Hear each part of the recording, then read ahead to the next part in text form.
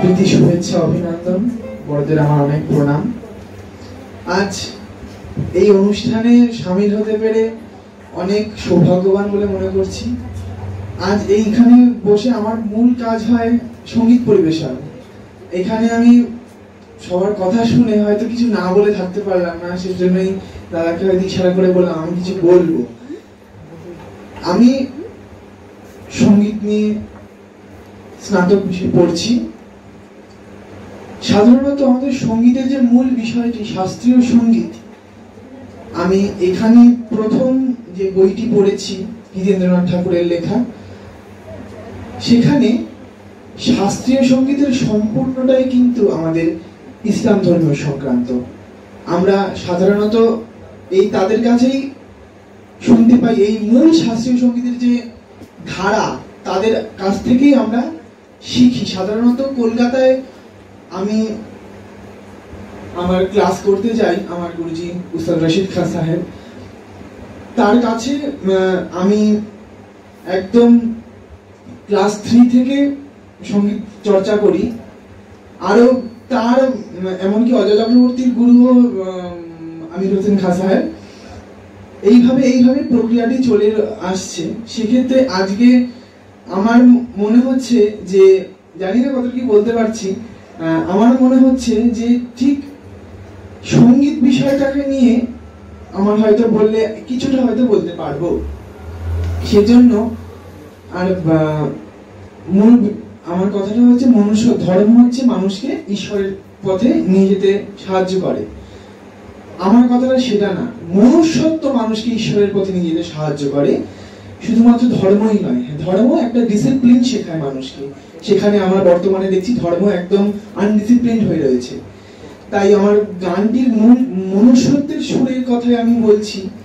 গানটি হয়তো অন্য গান, কিন্তু মনুষ্যত্বের সুরের মাধ্যমে আমরা ঈশ্বরকে ছুঁয়ে যাওয়ার চেষ্টা করি, এমনই গানটি গাইছি অজয় চক্রবর্তীর সুরে।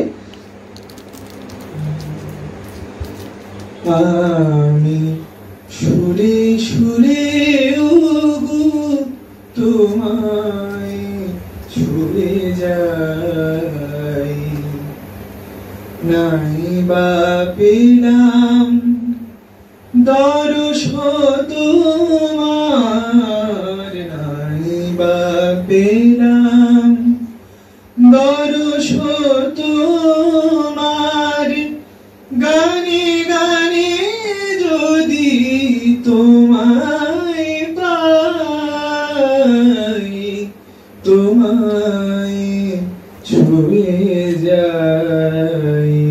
আমি সুরে সুরে ওগো তোমায় ছুঁয়ে যাই, তোমায় চেয়ে সারা বেলা কাটলো নিয়ে সুরের খেলা, তোমায় চেয়ে সারা বেলা কাটলো নিয়ে সুরের খেলা। এবার আমার গানের ভেলা তোমার চরণ কুলে ভিড়াই, তোমায় ছুঁয়ে যাই। আমি সুরে সুরে ওগো তোমায় ছুঁয়ে যাই। যুগে যুগে প্লাবনানে যে সুর চরাচরে, জানি সে যে তোমারি প্রেম উপার হতে ঝরে। যুগে যুগে প্লাবনানে যে সুর চরাচরে, জানি সে যে তোমার উপার হতে ঝরে, যে মন্ত্রে আজ তোমায় পুজিয়ে ছন্দে গানে তোমায় খুঁজি, যে মন্ত্রে আজ তোমায় পুজিয়ে ছন্দে গানে তোমায় খুঁজি, তোমার দেওয়া সে গান পুজি, সেই ভরসায় তোমায় চাই, তোমায় ছুঁয়ে যাই আমি সুরে সুরে, ওগো তোমায় ছুঁয়ে যাই। নাই বা পেলাম দরস তোমার, নাই বা পেলাম দরস তোমার, গানে গানে যদি তোমায় পাই, তোমায় ছুঁয়ে যাই আমি সুরে সুরে, ওগো তোমায় ছুঁয়ে যাই। নমস্কার। ধারাটি ইসলামকে কেন্দ্র করে মধ্যকাল থেকে আধুনিক কাল পর্যন্ত বাংলার হিন্দু মুসলমান সকলেরই অতুলনীয় অবদান রয়েছে। যেমন পবিত্র কোরআন শরীফের প্রথম যে বঙ্গানুবাদ, আরবের কোরআনের বাংলায় অনুবাদ করার যে গৌরব একজন হিন্দুই, তিনি মনীষী গিরিশচন্দ্র সেন। মনে রাখা প্রয়োজন, ইসলামকে কেন্দ্র করে এই সাহিত্য ধারাটি গড়ে উঠলেও এতে ইসলামী শাস্ত্রকথা ও আত্মকথা ছাড়াও বিভিন্ন তত্ত্বকথা ছাড়াও আমাদের সমাজ জীবনের বেশ দৈনন্দিন বহু মূল্যবান জিনিসপত্র স্থান পেয়েছে। ইসলামী বাংলা সাহিত্য বলতে আমরা যা বুঝি তার জন্ম 19 শতাব্দীর শেষাংশে। তার পূর্বে মুসলমানগণ সাহিত্যে যে ভাষা ব্যবহার করতেন তা ছিল সাধু ভাষা। তবে এই সাধু ভাষাতেও প্রচুর আরবি এবং ফার্সি শব্দের ব্যবহার লক্ষ্য করা যায়। এই সময়ের বহু বাংলা শব্দ ফার্সি আন বিভক্তি যোগে বহু বচন হয়েছে। যেমন এক বচন মহাজন, যার বহু বচন মহাজনান। আবার অনেকেই আরবি ফার্সি মিলিত শব্দ ও বাংলা সাহিত্যেও দেখা যায়। যেমন আরবি শব্দ জমিন এবং ফার্সি শব্দ দার, মিলিত শব্দ জমিনদার, জোরদার ইত্যাদি। অনেকে আবার আরবি ফার্সি শব্দের বাহুল্যকে ইসলামী সাহিত্য বলে মনে করেছে, কিন্তু এটা ঠিক নয়। প্রাক হোসেন শাহী আমলে এবং তার পরেও বাংলা সাহিত্য চরম বেগবান গতিতে নতুন খাতে বইতে থাকে। তখন থেকেই আরবি, ফার্সি এবং সংস্কৃত শব্দগুলির জোর কমে এলো, ফলে তাদের কিছু নিষ্কাশনও শুরু হয়েছিল। ইংরেজি শিক্ষিত গণেরা বাংলা সাহিত্যকে নতুনভাবে নবীন রূপে তুলে ধরতে চেষ্টা করলেন। সাহিত্যিক বরকতুল্লাহ এবং মীর মুশাররফ হোসেন, সৈয়দ ইসমাইল সিরাজি প্রমুখ ব্যক্তি বাংলা সাহিত্যের নবজাগরণের সৃষ্টি করলেন। বাংলা সাহিত্যের গঠন যুগ। হিন্দু আমলের অবহেলিত ও ঘৃণিত বাংলা ভাষাকে মুসলমান শাসনকর্তাগণেরা রাজসম্মান এবং রাজমর্যাদা দান করেন। মুসলমান শাসকদের এই উদারনীতির ফলে মধ্যবিত্ত, নিম্ন মধ্যবিত্ত, এমনকি নিম্ন শ্রেণীর হিন্দুদের কাছেও শিক্ষার দ্বার উন্মুক্ত হয়। ফলে বাংলা সাহিত্যে তারা তাদের অবদান রাখার সুযোগ লাভ করে। তাই বাংলার মুসলমান রাজত্বের প্রাক মুঘল আমল ছিল বাংলা সাহিত্যের প্রকৃত গঠন যুগ। সমাজে ও ধর্মীয় জগতে বাংলা ভাষা এবং সাধারণ হিন্দুদের প্রতিপত্তি অর্জন। বাংলাদেশে মুসলমান বিজয় এই দেশের সামাজিক ও সাংস্কৃতিক জীবনে এনেছিল এক বৈপ্লবিক আন্দোলন। ইসলামের গণতান্ত্রিক নীতি ও মূল্যবোধ এই বাংলার শিক্ষা এবং জ্ঞানের ক্ষেত্রে এক অভিনব ও গুরুত্বপূর্ণ আন্দোলনের সৃষ্টি করে বাংলার ভাষা, সাহিত্য এবং শিক্ষা ও সমাজে আনে এক নীরব বিপ্লব ও নিরঙ্কুশ বিবর্তন। কেননা হিন্দু আমলে শিক্ষা, ধর্ম এবং সংস্কৃত ভাষায় ব্রাহ্মণদের ছিল একচেটিয়া অধিকার এবং রাজদরবারেও ভাষা হিসেবে ছিল এর একছত্র আধিপত্য। কিন্তু জনসাধারণ ছিল সংস্কৃত ভাষার জ্ঞান থেকে বঞ্চিত। তাদের ভাষা ছিল বাংলা ভাষা, যা একান্তভাবেই সেই যুগে ছিল অবহেলিত ও ঘৃণিত। মুসলমান শাসক প্রবর্তনের ফলে সংস্কৃত ভাষার উপর ব্রাহ্মণদের একচেটিয়া অধিকার বিলুপ্ত হয়। ফলে বাঙালির মাতৃভাষা রাষ্ট্রে ও রাজদরবারে, সমাজে এবং শাসনে গৌরবের আসন লাভ করে। মুসলমান বিজয় অব্রাহ্মণ ও সাধারণ হিন্দুদের এনে দিল ধর্মীয় জগতে বিচরণের পূর্ণ স্বাধীনতা। ফলে যে সকল হিন্দু এতকাল ধর্মীয় সংস্কৃত গ্রন্থাবলীতেও কোনো প্রকার প্রবেশাধিকার পায়নি, তারা ব্রাহ্মণদের কথিত অনন্তকাল নরকবাসের ভয় ও ভীতি ব্যতি রেখেই ধর্মীয় গ্রন্থাবলী পাঠ করার সুযোগ এবং সাহস লাভ করল। তখন থেকেই তারা নিজেদের ধর্মগ্রন্থ নিজেরাই পাঠ করে ধর্মীয় কর্তব্যসমূহ উপলব্ধি করতে সক্ষম হয়। মুসলমান বিজয়ীদের অপরের ধর্মকে জানার আগ্রহ এবং ধর্ম সম্পর্কে তাদের এই উদারতা, সহিষ্ণুতা ও সহনশীলতার অনুপ্রেরণার প্রভাবেই হিন্দুদের ধর্মীয় গ্রন্থ রামায়ণ এবং মহাভারত প্রথম বাংলা ভাষায় অনুবাদ করা হয়, যার ফলে নিম্ন শ্রেণীর সাধারণ হিন্দুগণেরাও তাদের ধর্মগ্রন্থ পাঠে ও ধর্মীয় গ্রন্থসমূহের সঙ্গে সুপরিচিত হওয়ার সুবর্ণ সুযোগ লাভ করল। এভাবেই মুসলমান বিজয়ের ফলে বাংলা ভাষা এবং বাংলার সাধারণ হিন্দু সমাজ তাদের ধর্মীয় জগতে লাভ করল পূর্ণ স্বাধীনতা। বাংলা ভাষার উন্নতিতে মুসলমান শাসকদের গুরুত্বপূর্ণ ভূমিকা এবং বাঙালি কবি এবং সাহিত্যিকদের প্রতি মুসলিম শাসকবৃন্দের পৃষ্ঠপোষকতা। সর্বপ্রথম মুসলমান শাসকরাই বাংলা ভাষা ও সাহিত্যকে রাষ্ট্র ও সমাজে মর্যাদাপূর্ণ আসন দান করেন। বহুদিনের ঘৃণিত ও অবহেলিত বাংলা ভাষাকে রাজদরবারের সম্মান সহযোগে ফিরিয়ে আনার সাথে সাথেই বাঙালি কবিদের ও বিশিষ্ট ব্যক্তিদেরকে রাজদরবারের সাদরে আমন্ত্রণ জানিয়ে পৃষ্ঠপোষকতা দান করেন। মুসলমান শাসকদের প্রথম ভাগে বাংলা ভাষা খুবই আদিম প্রকৃতির ছিল, অর্থাৎ সেদিন বাংলা ভাষার কোনো সুস্পষ্ট রূপই ছিল না। তখন কেবলমাত্র সামান্য সংখ্যক প্রাকৃত ভাষায় লেখা, যা রহস্যমূলক বা হেয়ালি গান নামে পরিচিত। সেই যুগে মুসলিম শাসক ও অভিজাত সম্প্রদায় তাদের নিজস্ব বিশেষ সমৃদ্ধশালী পার্সি বা ফার্সি ভাষা থাকা সত্ত্বেও প্রজাসাধারণের বিলুপ্তপ্রায় তাদেরই মাতৃভাষা বাংলা ভাষাকে আপন করে নিয়েছিলেন এবং তারই সাথে অপরিমিত পৃষ্ঠপোষকতা ও অসামান্য উৎসাহ দান করেছিলেন বাঙালি কবি এবং সাহিত্যিকদেরকে। এই প্রসঙ্গে সুলতান গিয়াসউদ্দিন আজম শাহর কথা উল্লেখযোগ্য। তিনি নিজে ছিলেন বিদ্যোৎসাহীদের গুণগ্রাহী ও পৃষ্ঠপোষক। তিনি প্রতিভাবানদের প্রতিভার স্বীকৃতি দিতে কখনোই দ্বিধাবোধ করতেন না। সুলতানের এই মানসিকতার জন্য বাংলা ভাষা আরো ত্বরান্বিত হয়েছিল।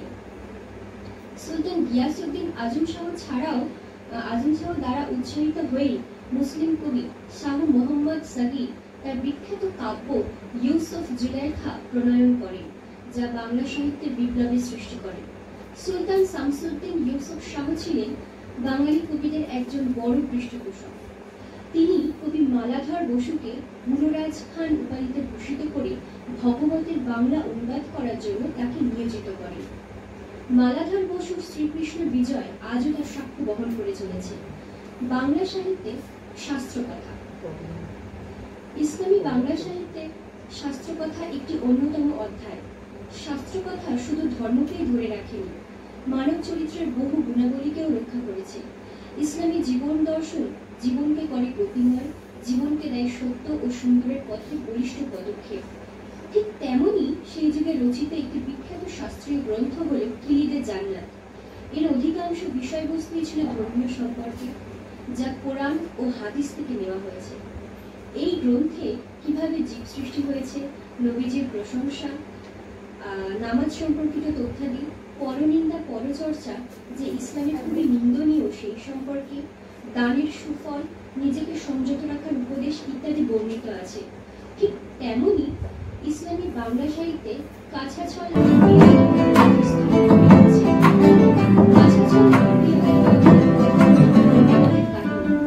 পৃথিবী যখন বসবাসে যেতে বসেছিল তখন মহান মাঝে মাঝে নবী এবং রাসূলদেরকে পৃথিবীতে পাঠাতেন।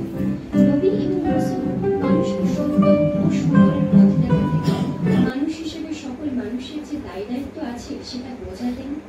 মানুষকে সংযত, সংহত ও সহিষ্ণু হতে হবে, এটি ছিল তাদের নীতিকথা। ছয়ী আবু সামা গ্রন্থটির রচয়িতা হলেন জয়নাল আবেদিন।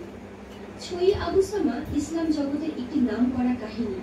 মহানবী হযরত মুহাম্মদের জীবিতকালের ঘটনাবলী, সেই যুগের মানুষ এবং বিচার ব্যবস্থা উভয়ই কত নিখুঁত ছিল, ছয়ী আবু সামা তার একটি জ্বলন্ত উদাহরণ। বাউল সাহিত্যে ইসলামী প্রভাব। পৃথিবীতে বিভিন্ন দেশে তথা বিভিন্ন পরিবেশে মানুষ ধর্মকে আপনভাবে সহজ করে পালন করতে চেয়েছে। ফলে কঠিন ধর্মীয় শাস্ত্রীয় মতবাদের সঙ্গে সঙ্গেই মানুষের মনে ধর্মকে সহজভাবে তুলনামূলক সরল কাঠামোয় দেখার যে প্রয়াস লক্ষণীয়ভাবে প্রকাশ পেয়েছে, তার ফলে কিছু কিছু সহজ অশাস্ত্রীয় মতবাদ গড়ে উঠেছে। আমাদের দেশে এই পথেই বাউল মতবাদের সৃষ্টি হয়েছে। বাউল গানে ইসলামী প্রভাব অনেক গভীর। ইসলামের সুফিবাদী বাংলার বাউল গানকে প্রাণবন্ত করেছে। ফলে আমরা বাউল গানে সুফিবাদ ও বৈষ্ণববাদের অপূর্ব সমন্বয় দেখতে পাই।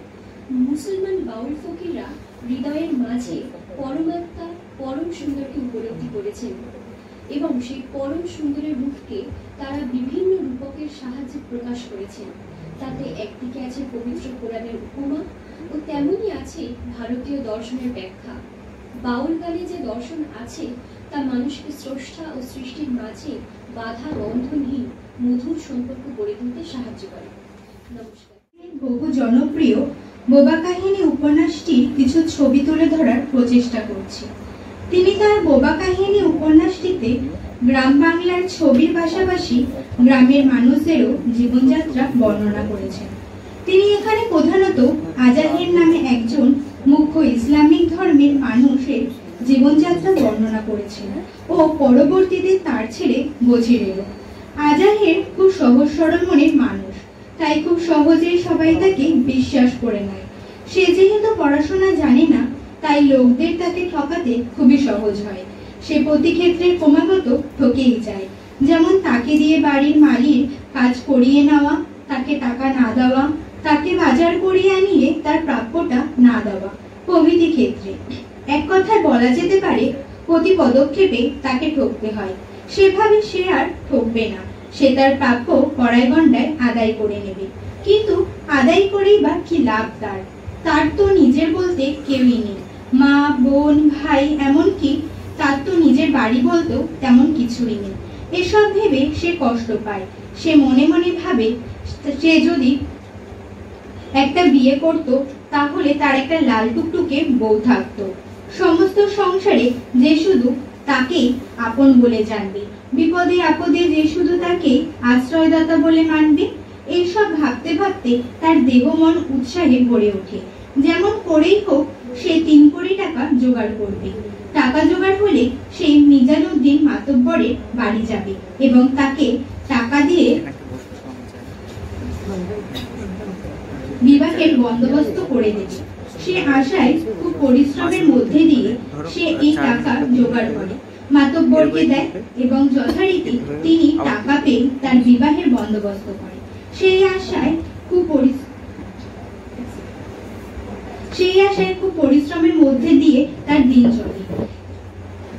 দক্ষিণে ভাটপাড়া গ্রামের আলিমুদ্দিন মেয়ের সঙ্গে তার বিবাহের বন্দোবস্ত হয়। বিয়ের দিন বরযাত্রী সহ আজাহেররা মেয়ের বাড়ি এসে উপস্থিত হয়, কিন্তু সে বাড়ির ছেলেরা দরজা আটকে বকশিশ চায়। তখন মোড়ল যায় তাদের সাথে কথা বলতে। তারা তাকে 10 টাকা দেবে বলাতে তারা আপত্তি জানায়। শেষ পর্যন্ত আজার যে কতটা গরিব তা তাদেরকে বুঝিয়ে তাদেরকে 4 আনায় রাজি করে। তাকে এতটা গরিব দেখানো আজারের ঠিক পছন্দ হয়নি। সে খানিকটা অসন্তুষ্ট হয়েছিল। তারা অতি উৎসাহের সহিত তাদেরকে ঢুকতে দেয়। মেয়ের বাবা আলিমুদ্দিন আজাহের ও বরযাত্রীদের খুব যত্ন আত্তি করে। তা দেখে আজাহের ভাবে সে গ্রামের আর কয়েকজনকে নিয়ে এলে তারাও বুঝতে পারত আজাহের কতখানি সম্মান। তারপর দুপক্ষের মোড়লের মধ্যে নানা রকমের হাসি ঠাট্টা চলতে থাকে। এর বেশ কিছুক্ষণ পর কনের বাবা এসে তাদেরকে বলে, আপনারা যে কেউ কারো থেকে কম নয়, এ তো আমরা সকলেই জানি। এবার তবে বিয়ে জোগাড় করে দেন। এতে দুজনে খুশি হন এবং বিয়ে আরম্ভ হয়। সাক্ষী উকিল উভয় কনের যেখানে বসেছিল সেখানে গিয়ে উপস্থিত হয় এবং উকিল জোরে জোরে বলতে লাগে, আলিপুর গ্রামের বছিরউদ্দিন মিয়ার ছেলে আজাহের মিয়ার সঙ্গে তোমার বিবাহ হইবে। 200 টাকা দেড় মোহর, 25 টাকা আদায় এবং 175 টাকা বাকি। এ শর্তে কবুল তো? লজ্জায় কোণে কথা বলতে পারে না। তখন একজন বর্ষী বয়সী মহিলা তার মাথায় হাত রেখে দাঁড়িয়ে বলেন, কোণে রাজি। এভাবে তিনবার তাকে জিজ্ঞেস করে উত্তর নিয়ে সাক্ষী উকিলেরা বিবাহ সভায় গিয়ে বলেন, বিয়ায় বিবি রাজি আছেন। প্রথমে কোরআন শরীফ হতে খানিকটা পড়বার পর মোল্লা সাহেব পূর্বের মতো বলতে লাগেন, ভাটপাড়া গাঁয়ের গ্রামের আলিমুদ্দিন মিয়ার কন্যা আয়েশা বিবির সঙ্গে আপনার বিবাহ হইবে। 200 টাকা দেনমোহর, 25 টাকা আদায়, 175 টাকা বাকি। এই শর্তে কবুল তো? আজাহির লজ্জায় মাটিতে লুটাইয়া পড়ে, তবু বলে কবুল। 3 বার মোল্লা তাহাকে জিজ্ঞাসা করে এবং সেই 3 বারই কবুল বলে। মোল্লা আবার জিজ্ঞাসা করলেন, বিবি যখন তখন বাপের বাড়ি আসিতে পারবি, তবু কোনো কারণে মারধর করিতে পারিবে না। তারে তুমি সাধ্যমতো রোজ নামাজ শিখাইবা, তার ইজ্জত হুরমত রক্ষা করবা। তোমার সঙ্গে বিবির যদি কোনো কারণে বনিবনা না হয়, তবে এ আয়েশা বাপের বাড়ি থাকতে তুমি তার খোরসপা দিবা। এ শর্তে কবুল তো? আজাহির বলে কবুল। মোল্লা আবার জিজ্ঞাসা করেন, তুমি যদি বিদেশ সফরে যাও, তবে রীতিমতো বিবিকে খোরসপা পাঠাইবা, সপ্তাহে 1 বার পত্র দিবা। যদি 6 মাস একসঙ্গে তুমি বিবির তল্লাশ না লও, তবে সে ইচ্ছে করলে তোমার কাছে হইতে তলাকনামা লইতে পারবে। এ শর্তে কবুল তো? তখন আজাহের আবার বলে কবুল। তখন মোল্লা কোরআন শরীফ হতে আরেকটা আয়াত পড়িয়ে মোনাজাত করলেন। বিবাহের সাহেবকে পান শরবত খাইয়ে দিলেন। এভাবে বিবাহের সম্পন্ন হলো। রাত কেটে গেল। এসবের মধ্যে দিয়ে পরের দিন বিকেলে আজাহেরকে বাড়ির ভিতরে নিয়ে যাওয়া হলো। তার সাথে মোল্লা সাহেবও গিয়েছিল, কিন্তু এটা সচরাচর হয় না। প্রথমে কনেকে উঠানে রাখা পীরের উপর দাঁড় করানো হলো। এদের নির্দেশানুসারে আজারকে কনের সামনে রাখা পিঁড়িতে দাঁড় করানো হলো। কনে আর বরের মাঝখানে একটা চাদর টানা হলো। সেই চাদরে দুকোনা ধরে 2 কিশোরী দাঁড়িয়ে রয়েছে। সেই কিশোরীরা বলল, টাকা না দিলে কনের মুখ দেখতে দেবে না তারা। তাদের 12 আনার টাকা দিয়ে শেষমেশ রাজি করতে হলো। কনে দেখার পর্ব শেষ হয়, ক্ষীরভোজন পর্ব শুরু হয়।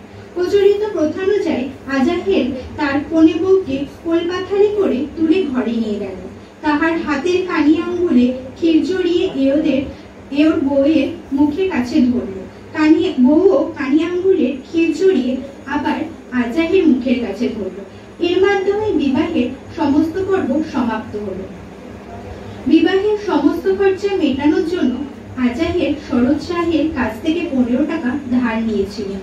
সাহাপাড়ায় তার বাড়ি। সাহাপাড়া সকলেই প্রায় সুদে টাকা ধার দেয়, তাই তাদের বাড়ি খুব ভিড়। কিন্তু শরৎ সাহা তাদের মধ্যে একজন হলেও সে যাকে টাকা ধার দেয় সে টাকা না ফেরত পাওয়া পর্যন্ত তাকে ছাড়ে না, তাই তার বাড়ি অনেকটাই ফাঁকা। সে যখন তার বাড়ি টাকা ফেরত দিতে গিয়েছিল বিয়ের বেশ কিছুদিন পর, তখন সে দেখে শরৎ সাহা সাহাপাড়ার সবচেয়ে কিপ্টে বলে খ্যাত। তার 3টি বিয়ে। প্রথম বউ মারা যায় তার সাংপাতিক জ্বরে পয়সা খরচ করে ডাক্তার না দেখানোর ফলে।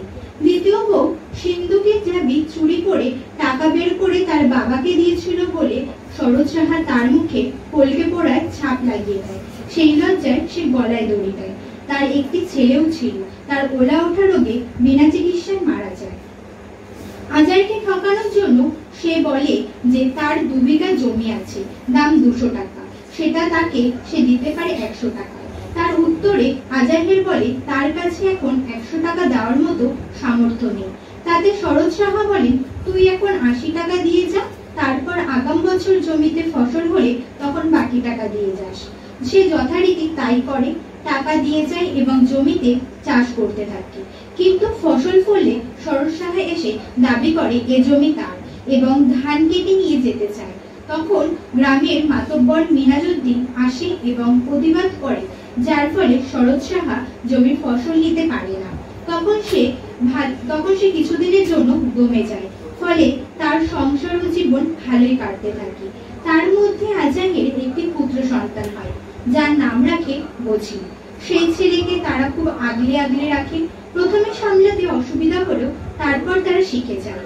তাদের ছেলে যাতে ডাইনির নজর না লাগে, তাই তারা তাদের বাড়ির সামনে গরুর মৃতদেহের মাথা ঝুলিয়ে রাখে। এছাড়াও নানা তাবিজ পড়ান। বেশ কিছুদিন পর এক পিয়ন এসে আজাহের খোঁজ করে। তাকে দেখে আজাহের ভয়তে লুকাইয়া পড়ে।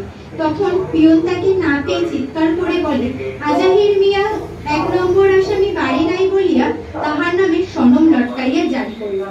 এই ঘটনা দেখে সকল গ্রামবাসী তাকে দেখতে আসে, কিন্তু গ্রামের কেউ শিক্ষিত নয়, শুধু বচন মোল্লা ছাড়া। তাই তাকে ডাকা হয়, কিন্তু সে কাগজ পড়ে না বুঝতে পারায় সে তাদের ভুল বুঝিয়ে বলে এটা তেমন গুরুত্বপূর্ণ নয়, তাই যেন তারা সেটা ভুলে যায়। তার কথা অনুযায়ী সকলেই ভুলে যায়। তারা সুখে শান্তিতে ঘর করতে থাকে। দেখতে দেখতে বেশ কিছু সময় এভাবে কেটে যায়। তার মাঝে আজাহের একটি কন্যা সন্তান জন্ম নেয়। তার নাম রাখা হয় বরু। হঠাৎ একদিন সরোজ রাহা সেই পিয়নটিকে নিয়ে পুনরায় এসে বলে আজাহের তার টাকা সময় মতো পরিশোধ না করায় সে নাকি আজাহের সমস্ত স্থাবর অস্থাবরের মালিক। তাই সে বাড়ি থেকে তার 2টি গাভী ও আরো জিনিসপত্র নিয়ে যায় এবং তার জমিও কেড়ে নেয়। এর ফলে তাদের দিনে একবেলাও খাবার জোটে না। সে ক্ষোভে কষ্টে আজাহের সরোজ রাহাকে প্রাণে মারতে চায়। একদিন রাতে সে মারতে গিয়েছিল, কিন্তু সরোজ রাহার নিরীহ নিষ্পাপ কন্যাটিকে দেখে করুণাতীত হয়ে আর না মেরে ফিরে আসে। এভাবে তো আর থাকা যায় না। তাই সে মিনাজউদ্দিন মাতব্বরের কথা অনুযায়ী গাঙ্গের গ্রাম ছেড়ে তাম্বুলখানায় গিয়ে মিজানুদ্দিন মহিবাহকের সঙ্গে দেখা করে। সেই গ্রামের মানুষেরা খুবই ভালো। তারা তাদের খুব যত্ন আত্তি করে অতিথি ভেবে। কিন্তু পরে যখন জানতে পারি সে সবকিছু হারিয়ে সেখানে এসেছে থাকবে বলে, তাতে তাদের ব্যবহারে কোনো পরিবর্তন হয় না। উপরন্তু তারা তাদের জমি ছেড়ে দেয় এবং যেখানে তারা থাকে কাজের জন্য করে সে জঙ্গলে গিয়ে নানা রকম সামগ্রী যেমন নোটে শাক, লাল শাক, মধু ইত্যাদি সংগ্রহ করে ফরিদপুরের হাটে এসে বিক্রি করে। এভাবে সে তার সংসার চালায়। এর বেশ কিছুদিন পর সে ঠিক করে তার ছেলে বছিরকে পাঠশালায় ভর্তি করবে এবং যথারীতি সে ভর্তি হয় এবং অনিচ্ছা সত্ত্বেও সে তার পড়াশোনা চালাতে থাকে। তখন আর তার বোনের সাথে খেলার সময় হয় না। তবু বোন সারাদিন যা যা সংগ্রহ করে সেসব দেখানোর জন্য আর তার সম্বন্ধে বলার জন্য তার অপেক্ষায় বসে থাকে। এভাবে ভালোই দিন চলতে থাকে। হঠাৎ গরু অসুস্থ হয়ে পড়ে। তাই তাকে কোকিম মিয়া বলে সেই গ্রামের এক বৈদ্যকে দেখানো হয়। তাতে কোনো কাজ না হওয়ায় তখন সে ছোটে বদরের কলকাতা থেকে পাশ করা বিখ্যাত এক ডাক্তার কাজী সাহেবের কাছে। তাকে তার মেয়ের সমস্ত অবস্থার বর্ণনা দিতে সে বলে গরুর কলেরা হয়েছে, কিন্তু তার ভিজিট 5 টাকা, অথচ আজারে ততটা সামর্থ্য নেই বলে সে 2 টাকা 8 আনা দেবে বলেছিল। কিন্তু তার প্রচেষ্টা বৃথা হয়। সে তাকে নিয়ে যেতে পারে না তার বাড়ি। অগত্যা তাকে তারিণী ডাক্তারের কাছে এসে উপস্থিত হতে হয়। তারিণী ডাক্তার ছিলেন ফরিদপুরের এক ডাক্তারের কম্পাউন্ডার। ওষুধ চুরির অপরাধে বরখাস্ত হয়ে দেশে ফিরে ডাক্তারি আরম্ভ করে। আজাহের সামর্থ্য অনুযায়ী তাকে ভিজিট দেওয়ার কথায় সে রাজি হয় এবং বাড়িতে আসে তার। সে এসে বিজ্ঞদের মতো দেখে এবং ওষুধ দেয় এবং বলে গরুকে জল দিতে না। তার কথা অনুযায়ী আজাহেররা গরুকে আর জল খেতে দেয় না। গরু এদিকে জল চেয়ে চেয়ে কষ্ট পায়। তার অবস্থার ক্রমাগত অবনতি দেখে মোড়ল বাধ্য হয় কাজী সাহেবকে ডেকে আনতে এবং সে এসে পূর্বের সমস্ত চিকিৎসার ঘটনা শুনে বলে তারুণী ডাক্তারের ভুল চিকিৎসায় গরু নাকি মারা গেছে। এ শুনে সকলেই ভেঙে পড়ে, কিন্তু তারই মাঝে তার দাদা প্রতিজ্ঞা করে বসে সে বড় হয়ে ডাক্তার হবে এবং গরিবদের সেবা করবে, যাতে এভাবে গরিবদের বিনা চিকিৎসায় মরতে না হয়। বছির তার সিদ্ধান্তে অটুট থেকে পাঠশালার পড়া শেষ করে পরীক্ষায় বৃত্তি পেয়ে ফরিদপুরে যায় উচ্চ ইংরেজি বিদ্যালয় পড়ার জন্য। আজাহের লোকে বিক্রি করতে এসে উকিল রমিজউদ্দিনের সঙ্গে পরিচিত হয়েছিল। তার কাছে কাকুতি মিনতি করে বছিরের বাসস্থানের ব্যবস্থা করে। সেই বাড়িতে তার অন্দরে প্রবেশ নিষেধ ছিল। বৈঠকখানার পাশের ঘরে সে থাকতো, কিন্তু প্রতিনিয়ত রাত্রে লোকের সমাহারে বছির পড়তে পারত না। তার উপর সে যতক্ষণ থাকতো হ্যারিকেনটা থাকতো। অন্দরে যাওয়ার সময় সে তার সাথে সেটা নিয়ে যেত। উপরন্তু তাকে পর্যাপ্ত আহারও দিত না, তাই তাকে সর্বদাই খালি পেটে থাকতে হতো। কিন্তু সাহেব যখন কোনো গ্রামে যেত বক্তৃতা দেওয়ার জন্য, তখন তাকে নিয়ে যেত, যার ফলে সেখানে গিয়ে তার খাবারের সমস্যা দূর হতো। সে কিছু টাকা কোনো মতে জোগাড় করেছিল। সে সেটা দিয়ে সে হেরিকেন ও কিছুটা তেল কিনেছিল, যা মাত্র 10-12 দিনই শেষ হয়ে যায়। তাই অগত্যা তাকে বাড়ির সামনে লাইট পোস্টের নিচে দাঁড়িয়ে পড়াশোনা করতে হয়। সেই কারণে কিছুদিনের মধ্যে সে খুব অসুস্থ হয়ে পড়ে, কিন্তু তারপরে গরমে ছুটি পড়লে সে বাড়ি ফিরে গেলে যত্নাত্তিপে সুস্থ হয়ে ওঠে এবং সে বেশ কিছুদিন সেখানে সময় কাটিয়ে তারপর সাহেবের বাড়ি ফিরে আসে। একদিন বাড়ি যাব বলে সে একঘরে করে রাখা আরজান ফকিরের বাড়ি এক রাত কাটিয়ে সেখান থেকে খাবার খেয়ে আসে। উকিলবাবু সে কথা জানতে পেরে তাকে তার বাড়ি থেকে তাড়িয়ে দেয়। বাসস্থান হারিয়ে হতাশ হয়ে পড়ে বছির। মজিদ নামে তার একটি বন্ধু ছিল, যে মসজিদে থেকে পড়াশোনা করত। অগত্যা সে সেখানে গিয়ে উপস্থিত হয়। তাকে সমস্ত কথা খুলে বলে সে তাকে সমাদরে থাকতে দেয়। তাদের কোনো আয় না থাকায় তারা নানাভাবে খাবারের ব্যবস্থা করে, যেমন কোনো অনুষ্ঠান বাড়ির মাধ্যমে কাউকে ঠকিয়ে প্রভৃতি, যা আজহারের একদমই পছন্দ না। তাই সে বারবার প্রতিবাদ জানায় এবং প্রতি উত্তরে মজিদ জানায়, বড় লোকের তো সর্বদাই গরিবকে ঠকায়, আর তারা তো ঠকাচ্ছে প্রয়োজনে, তাতে ক্ষতিই বাকি। তারা বড় লোকের পাশাপাশি গরিবদেরও ঠকায়। সেক্ষেত্রে প্রতিবাদী বছিরকে শুনতে হয় তারা আজ ঠকলে ভবিষ্যতে আর বড় লোকদের কাছে ঠকবে না, না হলে প্রতি মুহূর্তই তাদেরকে বড় লোকের কাছে ঠকতে হবে। কিন্তু এ যুক্তি বছিরের মন মানতে চায় না, অথচ সে যেহেতু তাদের আশ্রয় রয়েছে তাই প্রতিবাদ ছাড়া আর কিছুই করতে পারে না। আজহার তার ছেলের সাথে মাঝে মাঝে মসজিদে আসে দেখা করতে, সঙ্গে কিছু খাবারও নিয়ে আসে, যা তারা সকলে ভাগ করে খায় এবং তাকে পড়তে বসতে দেখে তার বুক গর্বে ভরে ওঠে। এভাবে বেশ কিছু সময় কেটে যায়। একদিন হঠাৎ উকিলবাবু বছিরকে মাদ্রাজে স্বেচ্ছাসেবক বাচ্চাদের সাথে দেখে ফেলে এবং রেগে গিয়ে ইমাম সাহেবের সাথে কথা বলে তাকে সেখান থেকেও তাড়িয়ে দেওয়ার ব্যবস্থা করে। যথারীতি তাকে সেখান থেকেও তাড়িয়ে দেওয়া হয়। পুনরায় সে বাসস্থান হারিয়ে পথে পথে ঘুরে বেড়ায়। সে বাড়ি ফিরে যেতে পারবে না, কারণ বাড়ি ফিরে গেলে তার আর পড়াশোনা হবে না। রহিমউদ্দিন দাদার বাড়িও সে যেতে পারবে না, কারণ তাদের নিজেদেরই ঠিক মতো খাবার জোটে না। তাকেই বা কি খাওয়াবে? একুল ওকুল ভেবে শেষমেশ সে আরজান ফকিরের বাড়ি এসে উপস্থিত হয়। তারা তাকে দেখে খুব খুশি হয় এবং তাকে চিরস্থায়ীভাবে থাকতে দিতেও রাজি হয়ে যায়। সেই গ্রামের অনেকে স্কুলে যেত, ফলে ভাষান্তর হতে 3-4 জন মিলে আরজানের বাড়ি এসে তাকে স্কুলে নিয়ে যেত। এভাবে কোনো মতে দিন চলতে থাকে। স্কুল ছুটি থাকলে সে মসজিদে বন্ধুদের সাথে দেখা করতে যায়। স্কুলের ছুটিতে আজ 2-4 দিন হলো বছির বাড়ি ফিরেছে। সে সংবাদ পেয়ে ফুলু তার সহিত সাক্ষাৎ করতে আসে। সে মনে মনে বছিরকে পছন্দ করে ও তার সহিত বিবাহের স্বপ্নও দেখে, কিন্তু বছির ফুলুকে পছন্দ করলেও সে তার এই দুঃখময় জীবনের সঙ্গী তাকে করতে চায় না। তাই ফুলু তার সাথে কথা বলতে এলেই সে এড়িয়ে যায় পড়ার বাহানা করে। তাতে ফুলু খুব কষ্ট পায় এবং মনে মনে ভাবে কেই বা তাকে কথার জবাব দেবে। এসব ভাবতে ভাবতে সে পাগলের মতো করতে থাকে। বড়ুকে যেখানে কবর দেওয়া হয়েছে সেখানে গিয়ে সে বলে, মাটি তুই আমার এই জায়গা দে, যেখানে বড়ু ঘুমাইয়া আছে তার পাশে আমাকে স্থান দে। আমরা 2 বন্ধুতে ঘুমাইয়া ঘুমাইয়া বছির ভাইয়ের স্বপ্ন দেখিব। হয়তো মাঝে মাঝে বছির ভাই এখানে আসিয়া দাঁড়াইবে, আমার কথা ভেবে সে আসিবে না, কিন্তু বড়ু তোকে সে কোনোদিনই ভুলিবে না। তোর কথা মনে করিয়া সে যখন এখানে আসিয়া দাঁড়াইবে, কবরের মধ্যে থেকে আমি তার চাঁদ মুখখানা দেখিতে পাইব। বড়ু আমার পরাণের সখী, তুই আমার সঙ্গে নে। নমস্কার।